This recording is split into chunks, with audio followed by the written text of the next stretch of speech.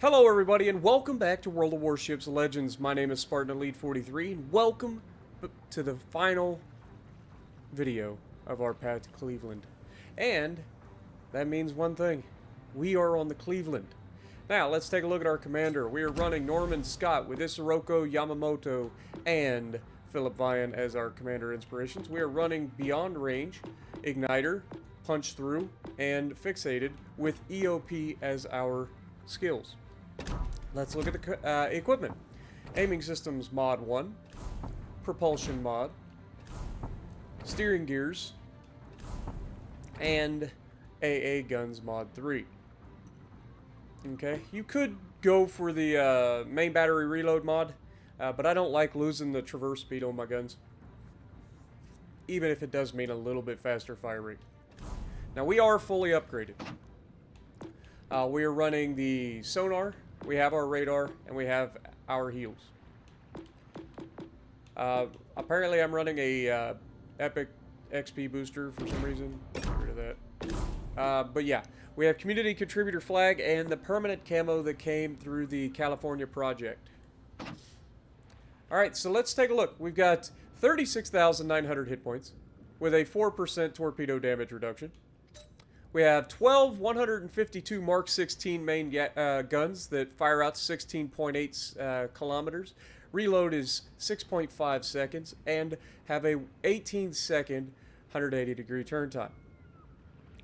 HE shell maximum damage of 2001 with an 8% chance to set fires because we run EOP. If you take EOP off, this goes to 16%.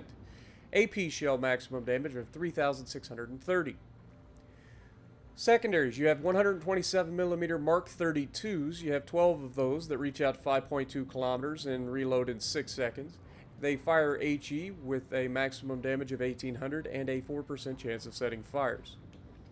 AA defense, you have a pretty solid AA on the Cleveland. 20mm Ehrlichen Mark 20s. You have 46 of those that do 175 damage per second and reach out to 2 kilometers. Then you have the 40mm Bofors Mark 1. You have 12 of those. They do 85 damage per second and reach out to 3.5 kilometers.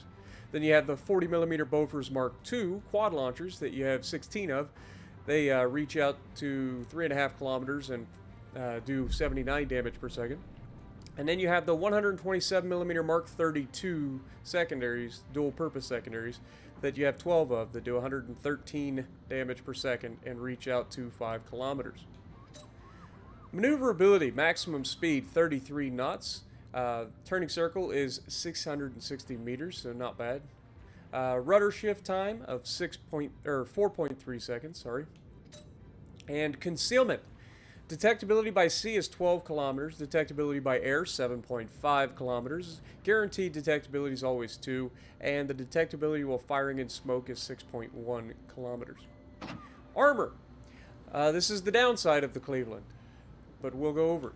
So we've got a 25mm bow, pretty standard for most cruisers, barring the Edinburgh and the Hipper, which has an icebreaker bow, and the Balti, obviously, with Wichita.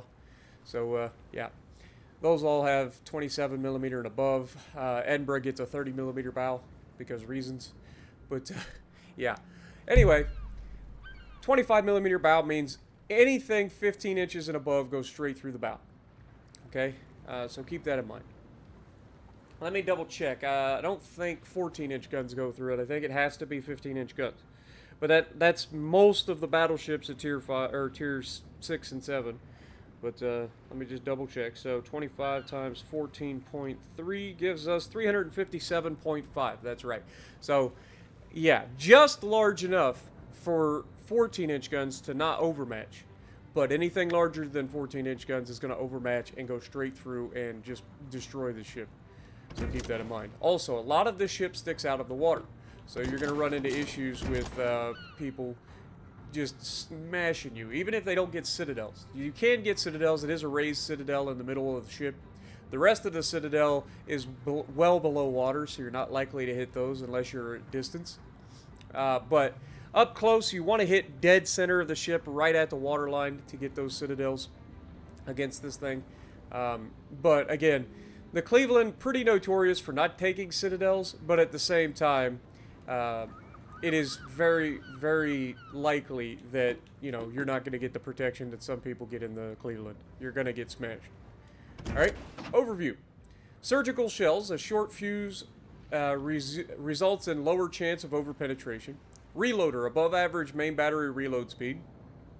Agile, above average ability to change direction. Cleveland, a Cleveland-class cruiser. The ship had excellent AA capabilities and good armor protection for this type of ship. With all performance characteristics combined, she was one of the most powerful light cruisers in the world during World War II. She entered service in 1942, and there were 28 of them in the series. Yes, it was a very popular ship. Of course, then again, anytime you had a good ship in the U.S. Navy, they tended to mass produce them in World War II. Atlanta class, the Cleveland class, the Fletcher class destroyers, like they made a bunch of those ships. So, let's take a look at her.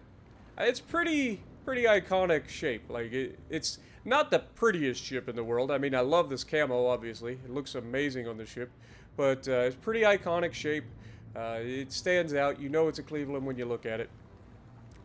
Just because of the main guns, you're like, okay, I got you. But yeah, it's a good looking ship. It's not the best looking ship, but it's a good looking ship, and that camo goes a long way to help that. So with that being said, let's get to the gameplay. Alright, so the first match we're going to be on Sleeping Giant. This match I'm going to showcase a little bit of using the island cover, trying to do the best that I can, and I end up playing it a little too passively, I think. I could have afforded to be a little more aggressive during this match. But you'll see a pretty nice little spot, and this is going to showcase the Cleveland pretty well in terms of what it's meant to do in the game. It's not meant to play as I usually play it, which is like as an aggressive cruiser that absolutely punishes people. The EOP on this thing makes this thing absolutely nasty against a lot of things. Cruisers get just smashed by the HE, and if they get a chance to go broadside and you're at decent close range, you can just remove them because of the AP on this thing. But the other thing is, like, take for instance the Nelson. Everybody knows the Nelson doesn't have a lot of armor, right? It's got a good belt, but that's about it. This thing shreds Nelsons. With HE and EOP, this thing just absolutely shreds Nelsons. Now, initially, I wanted to push up. We don't have a good island on this side of the map to use except the one in the middle that I just left. But generally speaking, that island's not the greatest to sit behind in a Cleveland, just because there's usually not a lot of targets that make that island readily usable. Now, unfortunately, this is going to be one of those times where that island would have been amazing to sit behind, because we would have been able to absolutely shred a good chunk of the enemy team. But we're going to still be able to do pretty well here. You can see Alabama already spotted coming into the mid, so we're going to reverse a little bit. We're a little too close to the island, so we're going to fire the guns. You can see we want to get into this little lull. There's a little dip in the island, and that's what we're going to be using as our window to try to shoot through. And then, of course, the island starts to slope down on the end, so if we could use that, that'd be great. But you see the little dip that I'm talking about? You can see we can actually shoot through that. So we're going to use it. Now, remember, these shells go to space, so you've got to give them quite a bit of, you got to take that into consideration. There's a lot of flight time involved at any sort of medium and long range. So you've got to make sure that you're paying attention to that. Now, that being said, this Alabama thought he was going to be able to sit here, but he was wrong, because, you know, he's got me, and I believe there's another Cleveland right behind me that's going to be able to sit here and farm this guy. This is a small map. It's kind of perfect for the Cleveland, because the Cleveland doesn't have the most range in the world, but it does have shells that go to the moon and allow you to shoot over islands. Now, obviously, this guy disappears. They've got a Benson chasing our Asashio, but then immediately takes torpedoes, because, of course, he does. So our Asashio gets the advantage, and they are out of destroyers immediately. Now, obviously, with the Alabama reversing into that island, we know he's going to go forward, so we're going to start placing the shots ahead of him. He does go dark again, but we know where he's at, so we're just going to keep shooting. He fires his guns again, so that's going to let him light up. He actually stays on the island for a moment, which is obnoxious because it looked like we were going to be able to hit him, but we're overshooting for some reason. You know, he is stopped. We're firing our guns at his ship, but the shells are all going long for no reason whatsoever. And that has to do with the auto-aim in this game.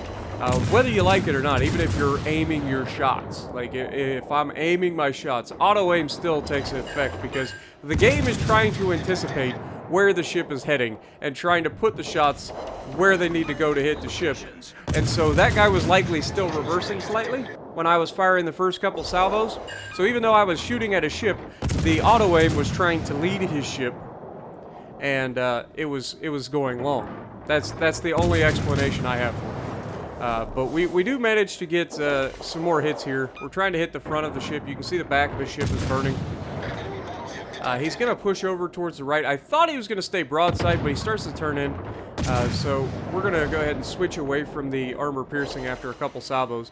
I should be able to do some damage to him with the armor piercing, but as he pushes closer, it's getting harder for us to shoot over the island. And this goes to something that I try to tell everybody, like I was saying during the stream yesterday. If you ever find yourself in a situation where you're being farmed by AG spammers, a lot of time the best course of action is to move forward. A lot of people think that that's a dumb idea, but it is the truth. And the reason for that is, as you close the distance, suddenly my shell arc isn't as high as it was. So if you're pushing closer, then my shells can no longer go over the island, which is why I'm having to adjust here to continue to farm this guy. So, like yesterday during the stream, I don't know if you guys saw it or not, there was actually a moment where I think it was House and Jason, what was his name? Tuna? I think it's Tuna. They were in a game with me, and they were on the receiving end of 3 fire spamming cruisers. And I said that they should have pushed up. And they're like, well, Spartan, what do you want us to do? Push into 3 fire spamming cruisers? And here's why I say yes. Because if you push up, then we can no longer use the island for cover. If you stay where you're at, we're just going to continue to spam you. You know we can hit you there, so there's nothing you can really do.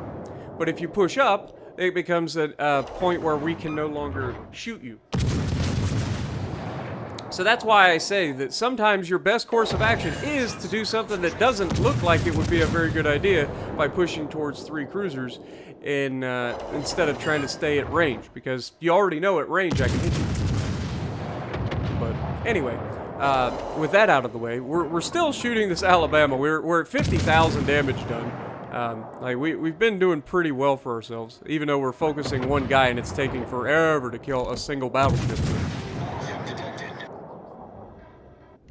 We don't have a lot of fires. We only have 3 fires because of the EOP. But you can see he's going to start pushing forward, going into that gap. We're no longer going to be able to hit him, so we switch targets to the Vanguard. But of course, Vanguard is broadside and on and begging for it. We do get another fire on that Alabama, which I believe is a perma-fire. And now we're going to get some good shots into the sides of this. And look at the damage. EOP is nasty, man. When you get some good solid hits, especially on superstructure where they're all going to do damage, I mean, we are shredding this man with a HE. Look at these hits. It's just disgusting. It's disgusting. Which is why I use the EOP. I know a lot of people are like, well, Spartan, I don't understand why you use EOP, man. I'd rather have fires. Because I don't like to rely on RNG. I would much rather do just damage all the time. But we are in a bit of a pickle, so we're going to have to pull forward, use the island again. You can see we don't quite have a shot at the key. The Edinburgh is shooting at our broadside if we back up, so we can't really do that. That's a bad idea, right? And you can see we can't shoot over the island because they're too close. So I'm going to try to push over and get myself in a position where I can actually shoot these guys. I switched to AP because I was planning on shooting at the Edinburgh's side because he is over-angled right now. But you can see I don't quite have the shot, so I'm going to have to reverse, try to get the guns past the island, and then I'll be able to shoot him. If I can get the guns out and still keep the center of my ship inside the island, I won't be able to be spotted, and I can still fire at him. And you can see I'm taking advantage of that right now. Utilizing the fact that your ship does not get spotted until the center of the ship, which is the superstructure, pops around the corner. Okay, so if I just stick the back of the Cleveland around the corner, I can actually end up doing really well right here. Now, I popped my radar like a doofus here. Those guys were like 11 kilometers. There's no way I detect them. So you can see Vanguard's pushing up. And it's at this point, like, this game folds like real quickly at this point. The guys on my right, the battleships, they pushed forward. They now have crossfires. All these guys have their broadsides. So they're going to remove the Vanguard, the Alabama, the Key, all very, very quickly. And so this game's pretty well over at this point. Now we move forward. We do go right back to showing the Alabama, you know, that we still exist. And there we get a perma-fire, but of course he gets finished off by the Synop anyway. And it's at this point that the Edinburgh probably feels some type of way, because now he's the center of attention as soon as he gets spotted. Now we're going to push forward. Again, this is where I say I probably was a little too passive here. I didn't take a single point of damage this match. And solely due to the fact that I didn't put myself in a position where I could actually get shot. And you don't usually want to play that way. Did it hurt the team in this case? No, because I was still doing consistent damage for the entire match. Kept the guns cycling. We got over 200 hits. The Cleveland, you can get a much lower fire, or a much... I think we're at 6.5. I'm fairly confident you can drop that fire rate, the reload time, down to get a much better shot. But Colorado out here broadside on. We're gonna have some guys in position to shoot at him. We're trying to farm him here. You can see he's turning away a little bit.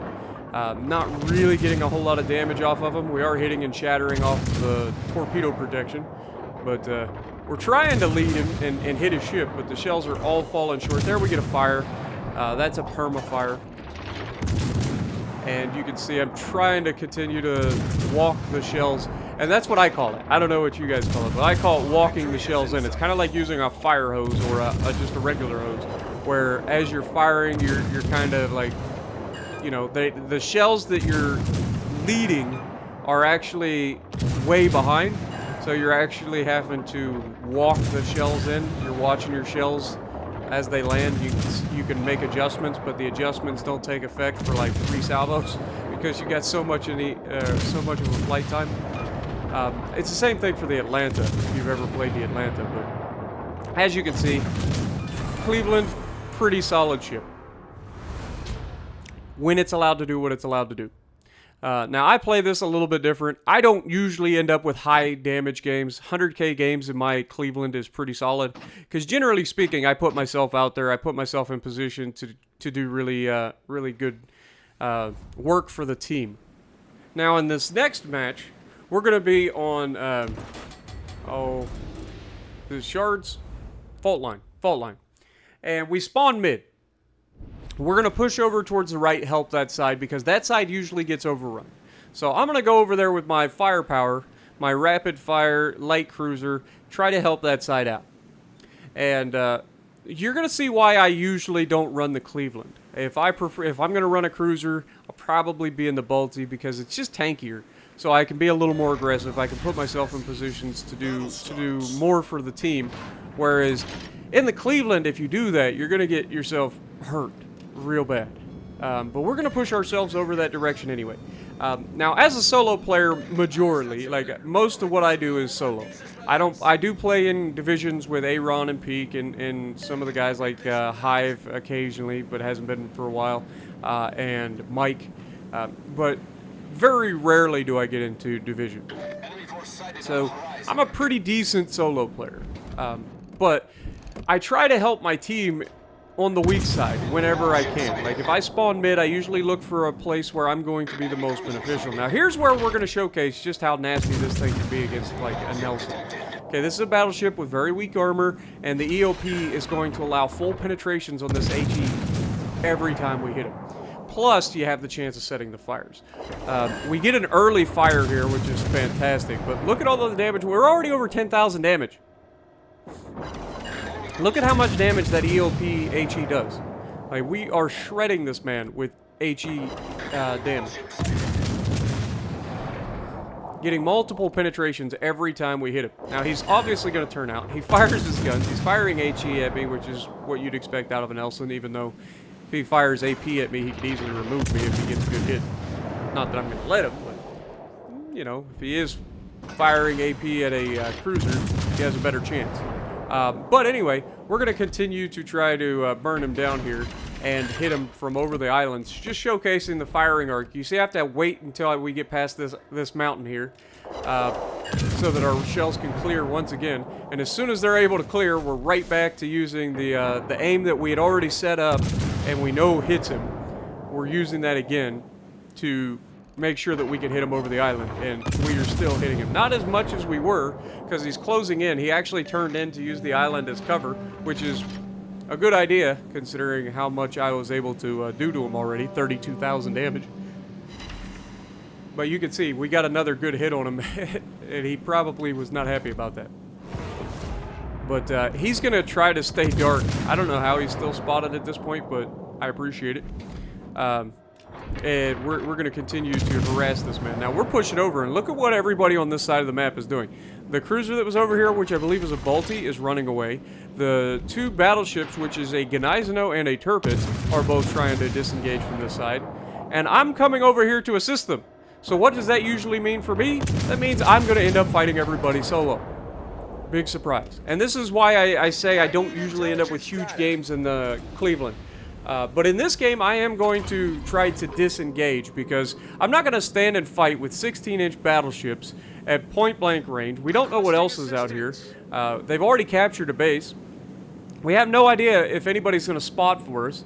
I need intelligence. I need support. I ask for it. They acknowledge, but they're so far away from everything that we can't guarantee that they're going to be any help. So this is where they actually are spotting now, which is good, and we can use this island as cover and start trying to work on this North Carolina. Now, when you get done seeing what's over here, like you'll be like, well, why didn't these guys just push? Because watch what happens when they do push, and this is why I don't understand why everybody tries to run away from their side. But Balti, I'm keeping an eye on Balti because he's the one ship that can absolutely destroy me. So I'm keeping an eye on that. I'm also looking for shells coming from that battleship on my left. You can see North Carolina taking some shots, but I can't hit him, and he can somehow clear the island, but I don't think he could actually clear the island. I think those probably passed through the island. We're trying to get some shots over this little island and hit the Balti, but we can't quite clear the islands to hit him either.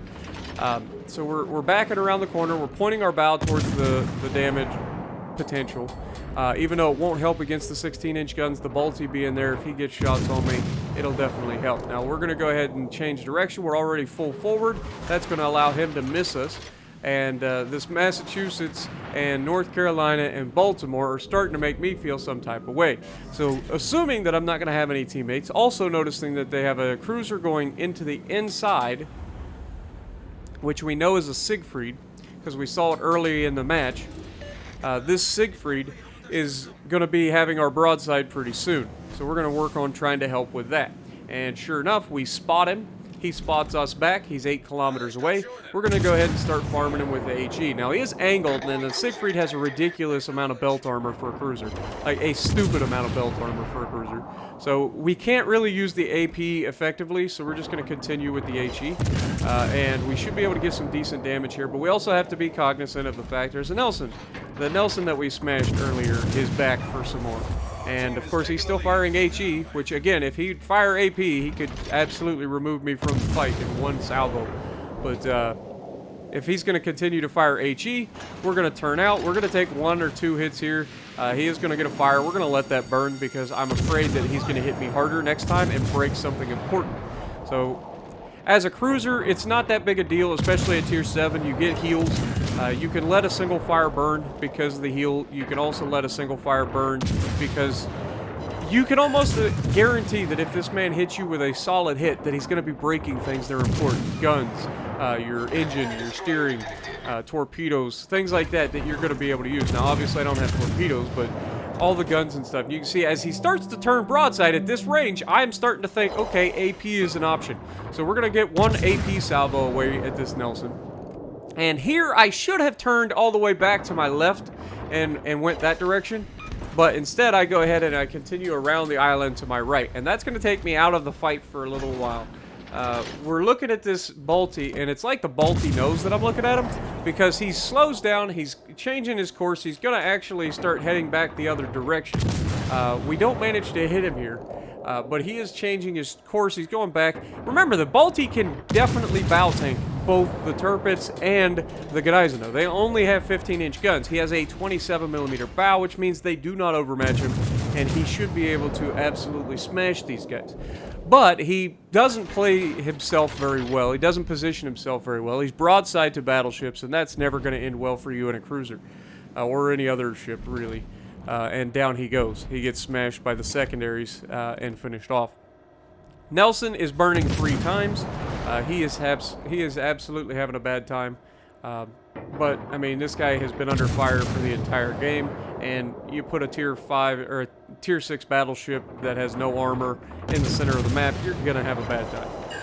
So he goes down, and that leaves just the 2 ships that are on the right side of the map, which is the Massachusetts and the North Carolina. Now, with this being said, now you have 2 German battleships with torpedoes against 2 American battleships. They have the advantage. Like, the 2 American battleships are not going to be able to remove them before they get into torp range with these guys. This is what I was saying when I said, like, when you see how the end of this match goes, you wonder why these guys didn't push sooner. They could have, but they didn't know what they were up against until late in the game. I get that. But it's just one of those things where you kind of shake your head a little bit. You're like, man, you know, you're in a German battleship with torpedoes, and you're going to try to play the long-range snipey game? That doesn't make a whole lot of sense to me. Especially on a shorter map like this, that is basically the best possible time to use a German battleship. Because you guys know I'm not a big fan of the German battleships. You guys know this. But of all the times to use a German battleship, you get a small map like this where people are going to be funneled in behind islands. That is the perfect time to have a German battleship, especially one armed with torpedoes, because you're guaranteed to be able to close the distance, which is something you don't get on a lot of maps. So, you know, it's just one of those things. And a lot of people have been saying I complain a lot lately, but I'm not complaining. I just point it out. Like, I'm trying to help people see where, you know, on some maps, like a wide open map, you don't want to try to push forward in a German battleship, because you're going to get smashed from everywhere, and you're never going to be able to close the distance before everybody can hurt you. Where on this map, you've got island cover. It's a small map to begin with. Everybody tends to be aggressive on this side of the map in particular for the enemy team, because they get help from the center 99% of the time. So you end up in a match where you have 5 ships against 3 that spawn over here. But I came over to help them, and they end up staying close by. Our Balti that was next to me dies. We almost 16 or like we almost 9-0'd them. Remember, like, the enemy only has 9 ships. We only have 9 ships. They killed a single one of us, and that was that Balti that got himself into trouble by sitting broadside to a 15-inch battleship that he could bow tank. But 100,000 damage again, showcasing this ship, coming over to help. Not the most aggressive gameplay in the 2 games, but I figured that was the best way to showcase the Cleveland, because if I showcase the Cleveland in the way that I play it, generally 60 to 70,000 damage, but I do all of the right things. I'm in a position to capture bases, I radar destroyers, and do all that. So that's the way I usually play the Cleveland, but this is the way the Cleveland is meant to be played, at range, behind islands, keeping your distance, and just using that raw DPM. So if you like what I'm doing, punch the like button, leave a comment below, subscribe to the channel if you haven't already, and as always, I will see you in the next video.